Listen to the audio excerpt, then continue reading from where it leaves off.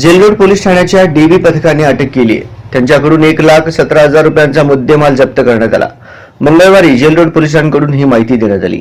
Jail Road police ठाण्याच्या हद्दीतून वेगवेगळ्या ठिकाणाहून बाईक चोरीला गेल्याची तक्रार नागेश चिलबेरी, राहणार गुरुदेव नगर सोलापूर व मोहम्मद गौस अब्दुल रजाक शेख, राहणार विडी घरकुल सोलापूर यांनी पोलीस ठाण्यात नोंदलेल्या होत्या. याशिवाय 82,500 रुपयांचा आयफोन चोरीला गेल्याबद्दल महेश नागेश कैंची, राहणार जुना विडी घरकुल सोलापूर यांनी नोंदली होती.